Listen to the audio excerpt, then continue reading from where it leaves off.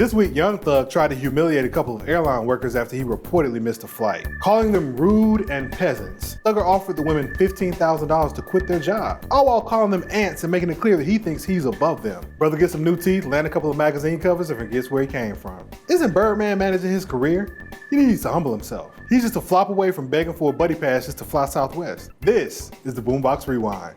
What we do here is go back.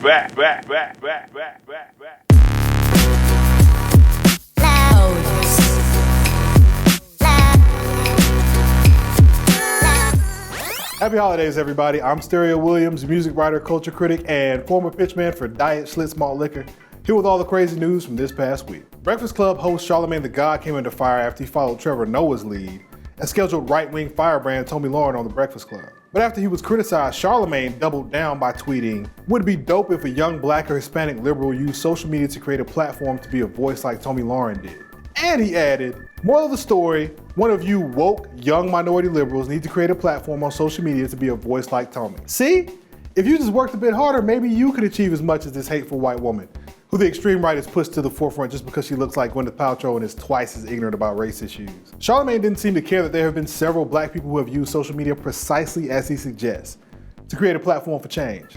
Unfortunately, they don't typically get gifted shows. And they usually have to actually be informed and have the kind of credentials Tomi Lahren was never expected to present. I guess when racism looks like an old white man, you call it what it is and don't have to give it an ounce of validity. But when it looks like a cheerleader, you take it out for drinks and send it cupcakes. By any means necessary indeed. Keep fighting the good fight, Charlamagne. Drake's Views is nominated for Album of the Year, as well as 7 other Grammys. It's going quadruple platinum since it was released last spring and has made him Spotify's most streamed artist of the year. Wow, imagine if it was actually good. We have shots fired! Shots fired.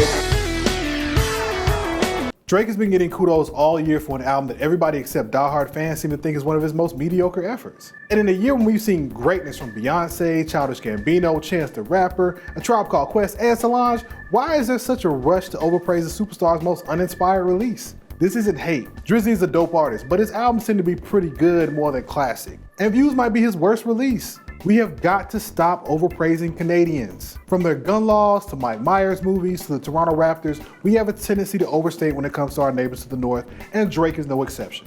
Even their bacon is just aight, fam. Take it down a notch.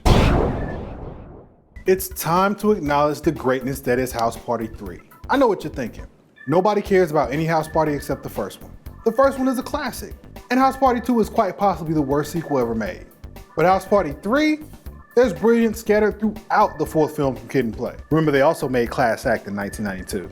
First, look at the list of comedy stars they rounded up for House Party 3. Bernie Mac's first major role was in House Party 3.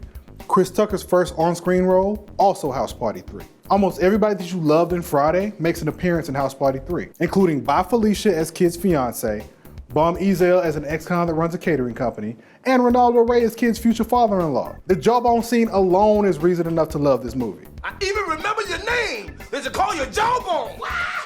And best of all, there's no dreadlock white guy dropping lines like this. Yo, you want some bean pie?